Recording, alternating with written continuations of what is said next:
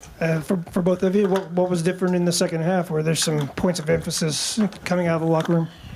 Yeah, we decided to change some matchups, change some ball screen coverages, and not dwell on the shooting in the first half. Kind of knowing that we're going to get shots, and we got to step up and hit them. So not focus on the first half, moving on to the next half. So. Like you said, really, it was just like our energy, for real. I felt like the second half we had a little bit more energy to come out. We made a few mistakes in the first half, but cleaned stuff up at halftime. So, yeah. Scott, as Coleman, when you're in that stretch where Rutgers misses all the shots, doesn't score for 10+ minutes, I mean, just what do you kind of feel or see in that? I mean, can you sense that when you're playing? Yeah, I just feel like our defense is there, our effort is there, energy, energy in the crowd, in the building. Yeah, that's it, and it's very contagious too. When you're playing hard, the next guy that subs in got expectations to go in and play hard, match the energy, or play even harder. So yeah, I just feel the energy in the building, in the crowd, and throughout the team. So, Jeremy. Sometimes freshmen take a while to buy in defensively, but what do these three guys add to you guys defensively? Yeah, Ty can go out and guard any matchup. We could switch with Ty. Jaden and Sincere are fighting their asses off to get over ball screens, and you see the effort they're trying to do. Sincere's a little skinnier, Jaden's a little shorter, but they're fighting really hard to get over those ball screens, and it's great to see them take on challenges like a Paul McCahey, bigger guards in our league like that. Jalen Pickett, who don't really get sped up like that, but they're fighting hard to speed people up and just play our defense. And yeah, it's been good to see them just buy into that. So. Was there a different feeling for you coming out of halftime offensively? It seemed like you were able to really kind of get going and be aggressive kind of quickly out of the break. Yeah, I think the difference is just, some games I don't really, and I'm not saying this is anyone's fault, but mine, I think I just don't get involved in like the first media or two. Some games I go a stretch without doing anything in the second media. So today I, try to get involved, try to get a few shots in, get to the offensive glass, whatever that is to kind of impact the game early. I think that, the energy just carried over. You see a few shots go in. Just like I said, it's just energy and it's contagious. So, yeah. Scott. Dane, it seemed like you and Coleman had kind of a good thing going in the first half. How important was that on the offensive end where maybe other things weren't working quite as well? We've been really emphasizing just getting the ball in the paint more. I feel like Coleman's did a good job of just looking and just talking to me, just communicating with me a lot on the floor. Even in practice too, just teaching me little things that I can do so he can get it into me easier. So, Derek. Cliff Moore, he's known as one of the better big men in this league. Did you see this as a big matchup for yourself, and what do you think your performance said about kind of where you stand in this? I'm kind of familiar playing against him. I played against him a few times, just coming up in AAU and stuff. So I kind of was already familiar with his game and with how he tries to play. Cliff's a good player. Every game I try to, pregame I try to just watch just some of the players' tendencies and how they guard and stuff. So I took advantage. In the way back. Question for both of you guys. What did it mean to have Goode back on the court, and what did he bring today that helped you guys? I think it was good to see Luke back. It's hard, coming off an injury like that where you got to sit out and, you have the build up to, playing to the season and then boom like that, your season gets taken away from you. So it's tough on you mentally and physically. So it was just good to see Luke back. He's bringing energy. He's talking during practice, but he's slowly getting back to it. I got a lot of respect for Luke because he worked hard to get back to game shape, game form. So yeah, definitely good to have Luke back. One of the biggest things for me is just him, just his leadership he's shown in practice, and just on the side, just on the bench talking to some of the younger guys, teaching them stuff. So that was really a big thing for us. Scott? Coleman, when did you maybe sort of have this realization that, it's taken you maybe a couple media timeouts to get involved offensively? Yeah, last game, there's just a few times this year where I'm like, just not getting involved. And, I conversate with my dad, and he's like, those first 5 minutes, you got to get involved. You got to go do something, get an offensive rebound, get a putback. And like I said, it's not anyone's fault but mine. Just getting involved in the game, not just going with the flow, just getting involved because, ultimately it's, that's going to bring my energy level up. It's going to help our team out too. When I'm getting to the offensive glass, making shots, doing things like that. So. Dane, when you said you look at tendencies, is that like in warm-ups or is it more on film? Like, what do you look for? And then as a second part, like now that you've got all these Big Ten games under your belt, like what have you learned about going up against some of these bigs in the conference, and what do you think you've shown? Tendencies, I mean, just watching some of their film, just on how they guard, what do they play defense with their chest more or more with their arms? Because, if I can get into their body, I could, do my spin or spin off of their body. So I'll just watch for little stuff like that. And, the Big Ten has really good bigs, but I feel like I've did good, with just studying everybody, taking little things that I can learn. This is really my first season playing. But I definitely feel like I'm one of the best bigs in the Big Ten. Andy? It seemed like after the first 5 minutes, you guys were able to really turn the tide on the glass. What were the biggest reasons for that? Yeah, it seemed like after the first 5 minutes, you guys were able to really turn the tide and kind of dominate the glass. What was kind of the biggest change for you guys there? I think they out-rebounded us. It was like 15-4 at half or something like that, and we ended up with 40. So just at halftime, we just all bought in, me, Cole, and Matt, we always hit the glass really hard. So we really just made a big emphasis on that, which really changed the game. Yeah. Coleman, after halftime, did you want the Mulcahy matchup? Because it seemed like your length really bothered him, especially trying to get those runners in the lane. Yeah, we, me, TA, and Frage talked about it. Was it yesterday in practice? And he was just saying, if he gets going early, they're going to put me on him. I feel like we worked a good amount on doing that. Sometimes if I get caught on the screen, me and Dane could just switch it because he likes to get downhill to floaters. But if Dane steps up, I could get to Cliff quick. No lobs. You saw it worked well. So yeah, we kind of talked about it earlier, and he got off to a decent little start. So yeah, just having that matchup, you bother him in my length. So yeah. Jeremy? Coleman, I don't know how much you saw him play, but Darren Williams was here today. What's it mean to see a guy like that come back here, and even a guy like Mandy Jackson? Yeah, for sure, it's special. Actually, just like growing up, I'm not gonna lie, I didn't know Darren Williams went here until I came to this school. I was like, Darren Williams went here? Like, that's crazy. Like, I've always known like Darren Williams to be a great player, but I never knew that until I came here. But no, it's awesome to see people like that. Yesterday at Ubben, Mandy came right up to me and he introduced himself. He told me he loved my game. So just little things like that where, people recognize your game, but, they're very impactful for this program and very powerful people as well. So it means everything for, people like that to come back and watch us play. So.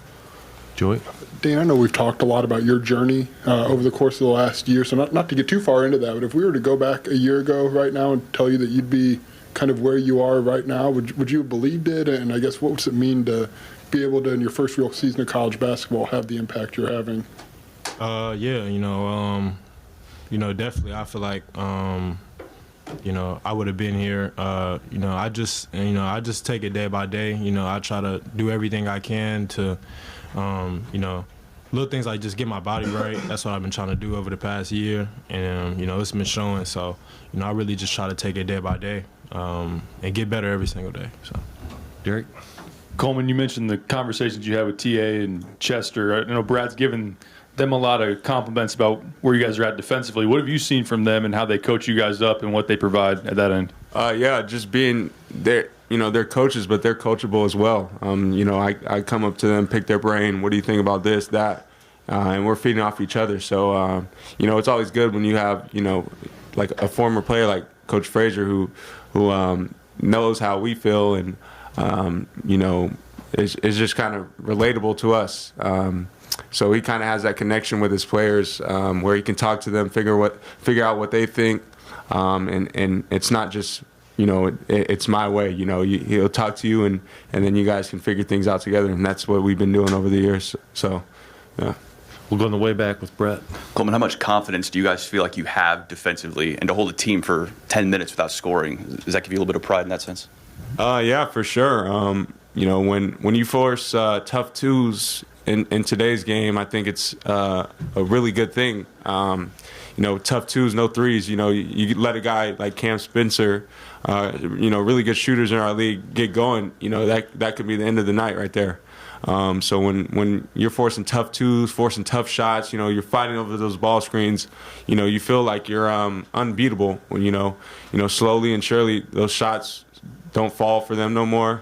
And then you look up and it's a 19-0 run, whatever it is, and it's the energy is just impacting everybody. So yeah, I feel very confident in our defense. Anything else for the player? Oh, one more here, Andy. Sure. Both you guys, it seemed like they were making a couple of those tough twos kind of early. Where do you guys kind of get the patience to kind of play through that and wait for that run the second half to kind of come the way you did? Yeah, just knowing that, no one's going to make those all game. It's really hard to beat someone like that. So having patience and just getting on people for not warring over ball screens. Sometimes, we call it a defensive mistake if you're just getting hung on ball screens. So just having that will to actually want to get over and fight through and yeah, but no one's going to beat you, shooting tough twos all night. So. Yeah. Seems like you made some strides in this game, scoring from the high post. Is attacking from there something that you've added, and has it been something you've been working on in practice?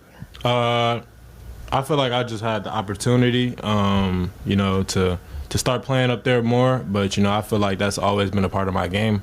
I can rib drive through the top or through the free throw line. I feel like that's just been always a part of my game.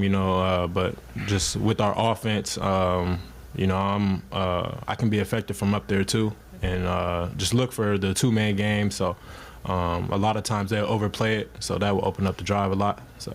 Yeah. Okay. Thanks, man. Thank you.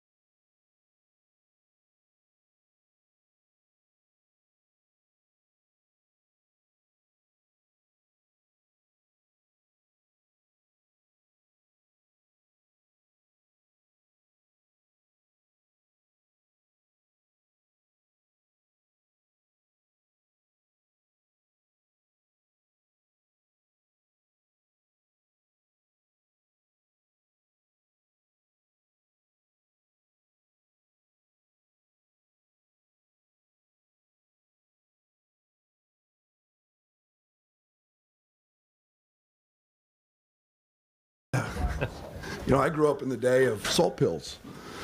You know, you guys don't even know about those. Jeez, I went right over everybody's Google it. head.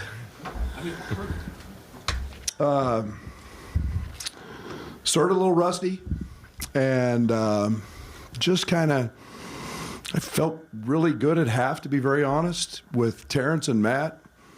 I think one field goal between them, and only down 4. And then to be down 15-4 on the glass to start the game, that was disappointing because we spent a lot of time talking about their rebounding. They need that rebounding, and we weren't very effective doing that. But I thought the last 8 minutes we were really good. We got our way back into the game. We found a little run that came from our bench. Sincere hit a 3 to kind of crack the seal.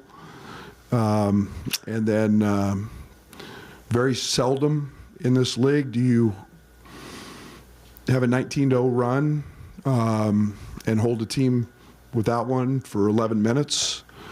I thought our defense was terrific. I thought our shot blocking impacted the game at the rim. I thought that Ty Rogers, Sincere, that group, I mean, we did it with a lot of freshmen on the floor. It was our small lineup, Coleman Hawkins. You know, Coleman's guarding everybody from Mulcahy to Cliff today. So I thought that group was outstanding. And, you know, it's a sign of a good team. And then the second half, we got TJ going. We got Matthew going. It was nice to see Luke Goode out there. Kind of break the seal for him.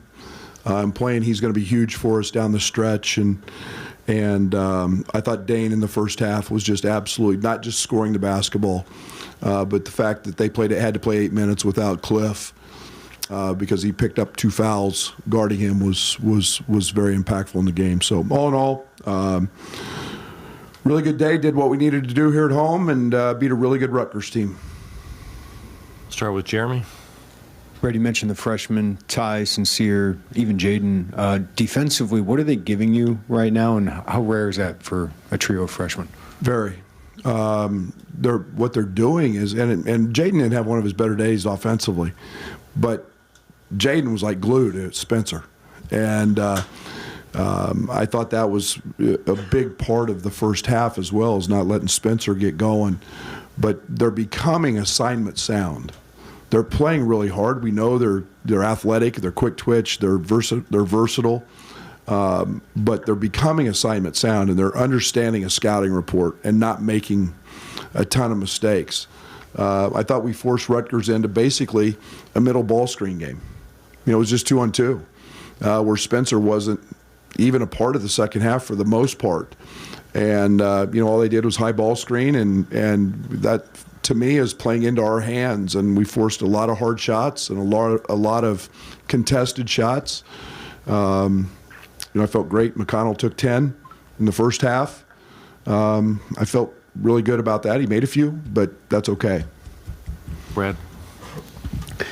Seems like when you guys go well offensively, Coleman Hawkins is a big part of that, whether it's passing, facilitating, or scoring. And this, when it doesn't go well, usually he's kind of not involved. How do you get him involved from the jump?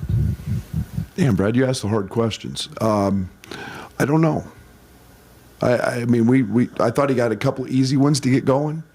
We need Coleman shooting the basketball. We need Coleman in an aggressive mode on the offensive side, and I say that, and it's an aggressive, but you know, you put the hyphen after it, safe, you know, after it, you know, and you don't want him overdoing too much, but I thought he turned down a couple today that I want him to take, but again, he tonight he let it come to him. There was nothing that was hard about it for him. He was aggressive. He looked for it, and he got a couple on the offensive glass. He got a couple jump hooks. He hit a fadeaway in the paint, you know. And those are looks that Coleman makes. And then he gets his catch and shoot threes. And yeah, he's that Coleman Hawkins is an elite player.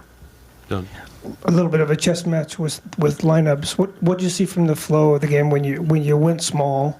And how do you think that group impacted the game? No, they won the game for us.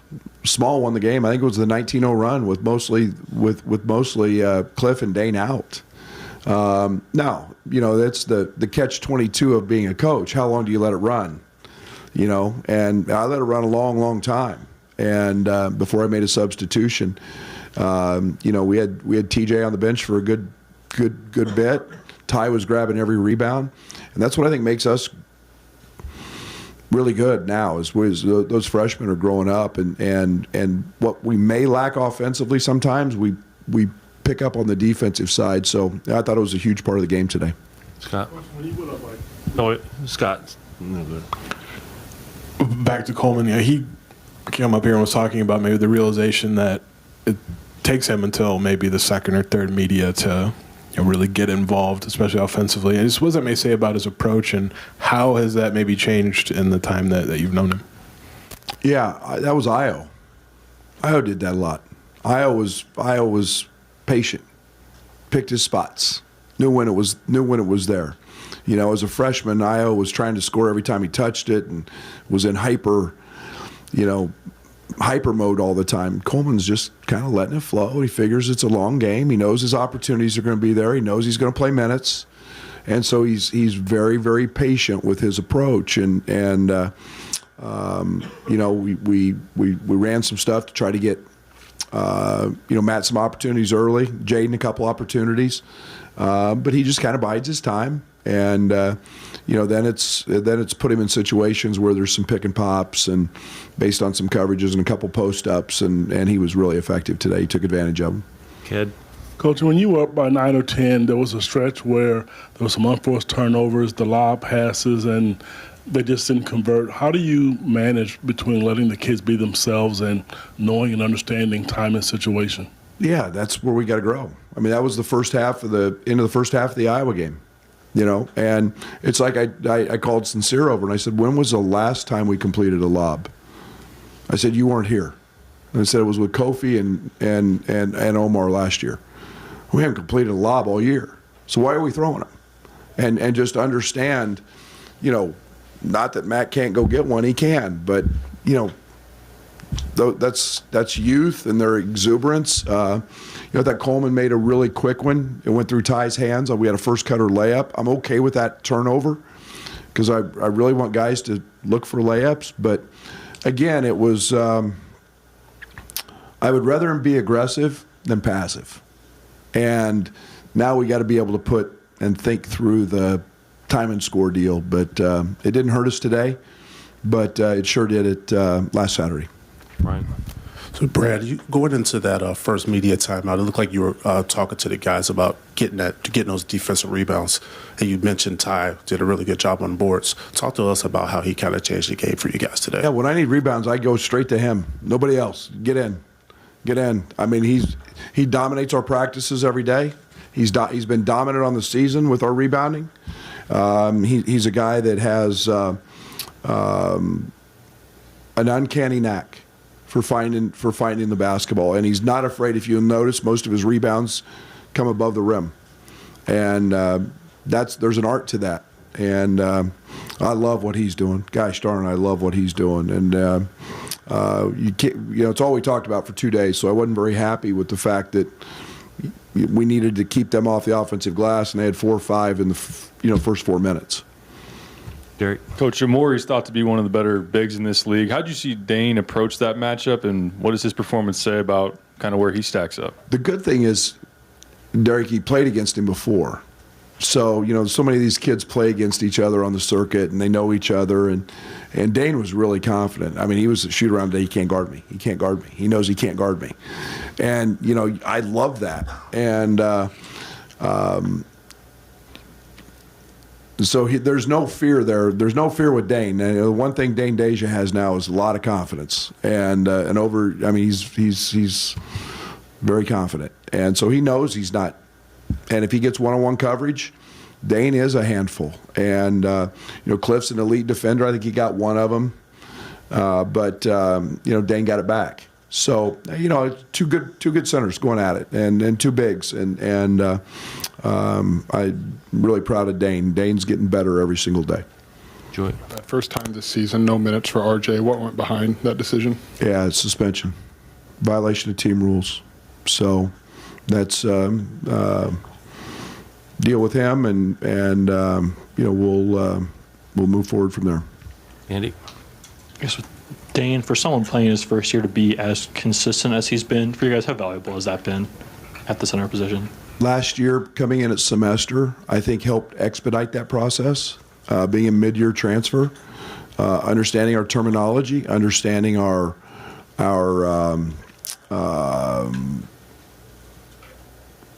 practicing against Kofi, being able to yeah, you guys are great. You guys tweet that out so fast. That's unbelievable. That's like Doug trying to take pictures of me the other night at a high school game. I mean, right in my face. That's great. But it is. It was an advantage being here, and he's really confident. He plays with no fear. So Dane's growth has been fun to see. Still got a long way to go, but he's gaining on it really quick. Jim in the way back. Hey, Coach, I had one a little bit off topic. Tuesday, you created quite a stir in the little town of Fairbury when you showed up at a small town high school basketball game. What can you just say what your thoughts on that small town was? Was that kind of fun to go to a small town? That was so awesome. That was awesome. And I can't talk about recruiting, but it's one thing that makes this place really special. I mean, there wasn't a seat to be had. High level game. Everybody's so proud.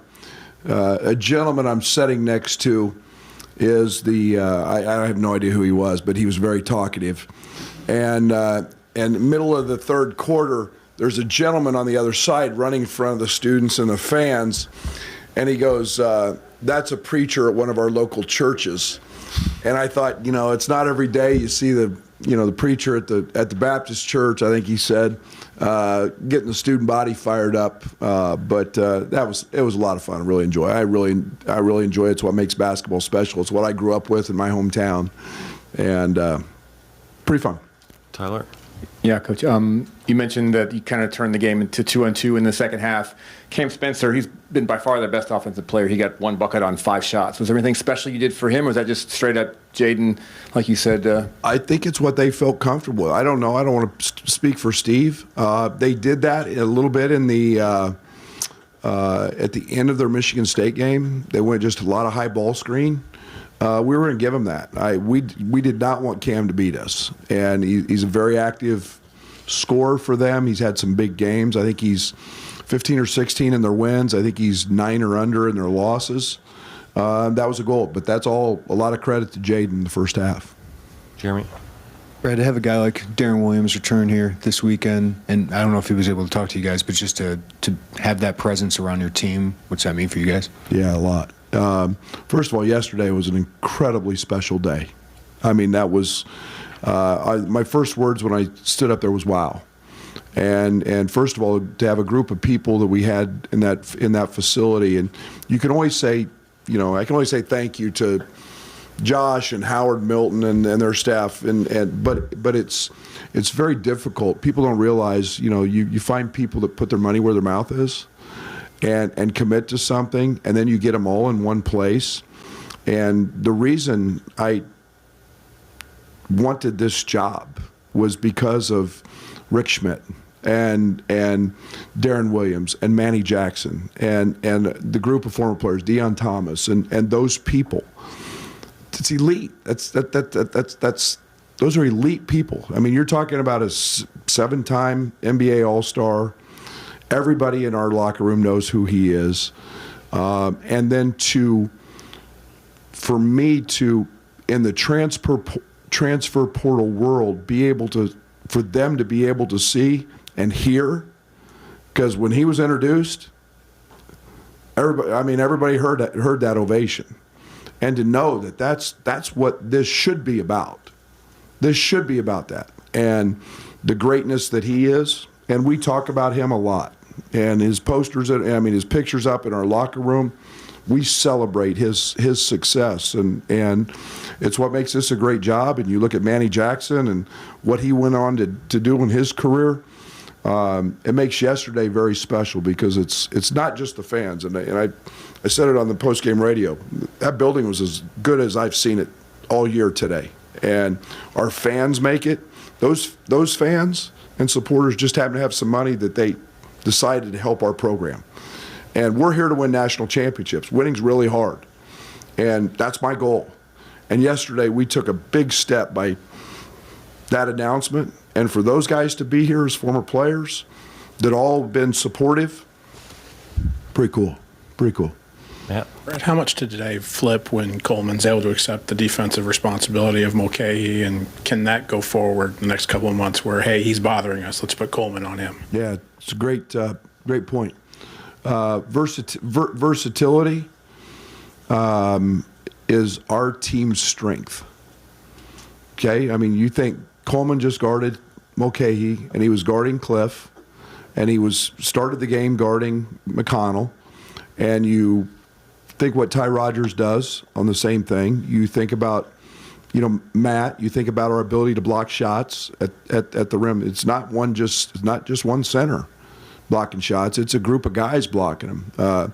Terrence Shannon, versatility, going and blocking a shot off the backboard. That versatility is our strength. And, there's a reason a lot of people at the next level like Coleman Hawkins, and it's because of what he does on the defensive end. Mark, in the way back. Coach, how rare is a 10-minute drought for a team like Rutgers? Very. In this league, they got great players. That's an old basketball team. That is a veteran basketball team. I mean, they scored, 85 against Iowa the other night? I mean, they're down to the wire in Bloomington the other night with a chance to win the game. That basketball team is old. They're elite. They're veteran. Mulcahy knows how to score. Spencer knows how to score. Cliff's a threat at the rim. So it's unique. I thought it was as much our defense as anything else, but you got to do it every night. But it's rare because this league is really good. Joey? But you guys got Dane, a guy who'd played like 9 minutes of college basketball who needed to work on his body literally a year ago. Do you ever have to step back and kind of take in as far as he's come over the course of the last year? Yeah, I'm pretty spoiled because I try to not take Adam Fletcher for granted, and Palmer Johnson and Paul Schmidt but mainly Fletch. I mean, Fletch just took him under his wing. And it wasn't just, hey, we're going to go to the weight room and lift and we're going to run, and it was diet, and it was eating with him, and it was the things that truly he had to go through, and it wasn't easy for him. But it's also a tribute to Dane. He didn't shy away from it, and he accepted it. And then he was a battering ram for Kofi, in practice, and but all that pays off, and it's a process for him, and good things happen to those who work hard. And Dane worked hard. Okay, thank you, Coach. Thank you.